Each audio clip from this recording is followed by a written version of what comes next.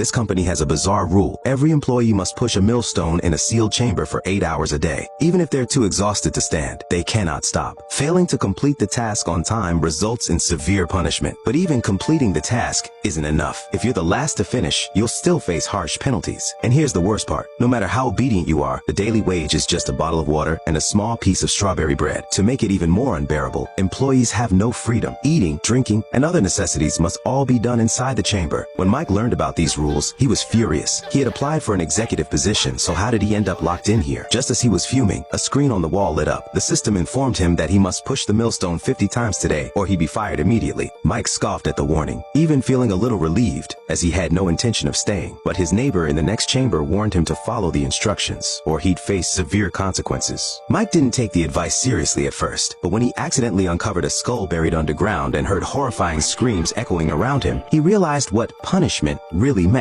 Left with no other choice, Mike reluctantly tried to push the millstone. However, the task was far harder than he imagined. Even using all his strength, the millstone wouldn't budge. As he saw himself falling behind, Mike let out a desperate yell, mustered all his strength, and finally got the millstone moving. But this was just the beginning. He needed to complete 50 full rotations to avoid elimination. Determined to return home to his pregnant wife, Mike gritted his teeth and pushed through the pain. By the end of the day, he had not only completed the task but exceeded it, managing 100 rotations in total. The system was impressed by Mike's performance and rewarded him with soothing music, explaining that the more rotations he completed, the better the rewards would be. This got Mike thinking. If more rotations meant better rewards, maybe he could work harder and escape this nightmare faster. Motivated by this idea, Mike pushed himself even harder. On the second day, he completed 150 rotations. On the third day, he set a new record of 370 rotations in a single shift. The system was thrilled and promised him a special reward. Mike thought this might finally be his ticket home. But to his shock, the special reward turned out to be nothing more than a pen engraved with his name. A pen that served no purpose other than writing. Fucking stupid! A fucking pen? What I'm gonna do with this shit?